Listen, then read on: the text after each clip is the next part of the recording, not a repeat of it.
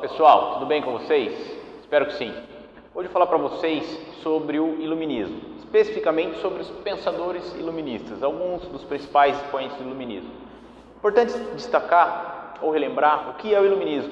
É uma corrente de pensamento do século XVIII, considerado o século das luzes, daí o nome iluminismo, que procurava utilizar a razão, a capacidade do homem de pensar, para entender como funcionavam os fenômenos naturais, para entender o funcionamento da natureza e para entender como funcionava a política, a economia e, em última instância, a sociedade. Ou seja, esses pensadores, utilizando a razão, começaram a questionar o modelo econômico da época e o modelo político da época. Então, o grande ponto fundamental do iluminismo foi a capacidade desses pensadores de questionar a monarquia absolutista, o poder absoluto dos reis naquele período. Sobretudo porque, na visão dos iluministas, o poder do rei não é natural, não é algo natural como o funcionamento do universo, por exemplo. Descobriu-se nesse período, entre os séculos 17 e 18, que o universo funciona por leis naturais.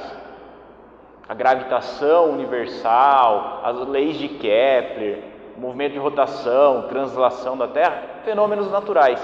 Então, se existem fenômenos naturais, se existem leis naturais que explicam como o universo funciona, qual seria o modelo político mais natural? Ok? Então, com isso, eles vão questionar o poder dos reis. Eles vão questionar o absolutismo e vão fazer algumas propostas. Então, vamos ver o que esses caras propõem. Começando aqui pelo John Locke, que para alguns historiadores é considerado um pré-iluminista.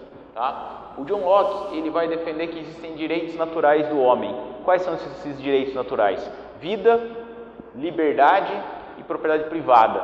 Então são direitos naturais do homem. Vou repetir: vida, liberdade e propriedade privada. E qual que é a função do Estado? Garantir esses direitos naturais do homem. Então o Estado passa a ter um papel fundamental. Garantir a vida do cidadão, garantir a liberdade do cidadão e garantir a propriedade privada do cidadão. O cidadão, por sua vez, ele tem o direito de rebelião. Ele tem o direito de se rebelar contra o governante, contra o soberano que não garantiu os direitos naturais, o que vai ser fundamental para futuras rebeliões ou revoltas que vão acontecer na política ao longo do século XVIII e também posteriormente, ok? Vamos para o segundo pensador, que é o Montesquieu.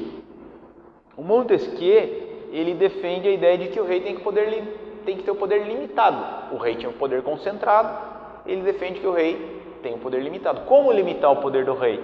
Dividindo poderes.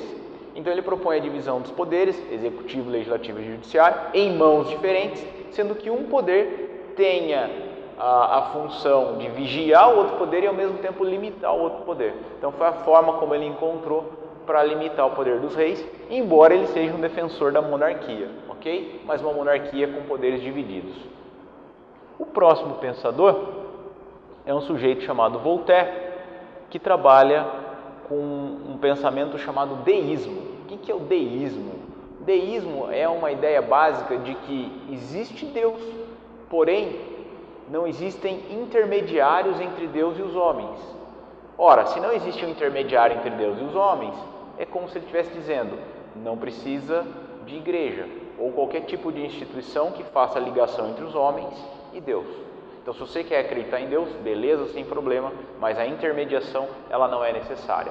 Então, essa é a ideia do deísmo, que vai causar um grande abalo aí, pelo menos do ponto de vista ideológico, na igreja da época, na igreja no referido período. E o Voltaire também é um grande defensor da liberdade de expressão. O Voltaire chegou a ser preso, inclusive, algumas vezes, pelo conteúdo de suas obras. Ele foi um dos frequentadores de uma prisão muito famosa na França, conhecida como Bastilha. Daí o fato de ele defender profundamente a liberdade de expressão, ok? Um grande defensor da liberdade de expressão.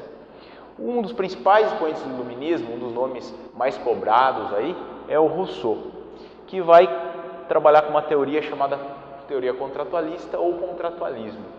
O Rousseau defende que existe um contrato entre os cidadãos, entre a população e o governo ou o governante. Esse contrato vai conter o quê? Vai conter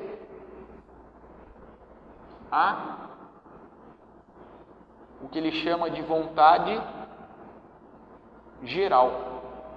A vontade da maioria.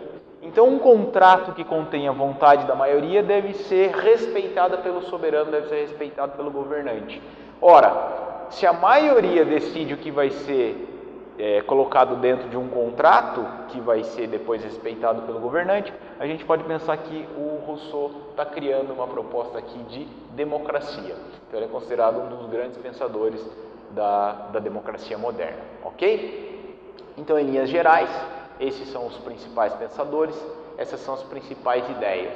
Eu vou finalizar aqui mencionando mais dois nomes, um sujeito chamado Diderot e outro sujeito chamado D'Alembert. Juntos, o que eles fizeram? Eles fizeram um livro chamado Enciclopédia. A base da enciclopédia atual, das enciclopédias atuais, nasce aqui no Iluminismo, com o Diderot e o D'Alembert. A ideia é de colocar todo o conhecimento universal dentro de um único livro, ok? Eu vou ficando por aqui. Um grande abraço para vocês. Até a próxima.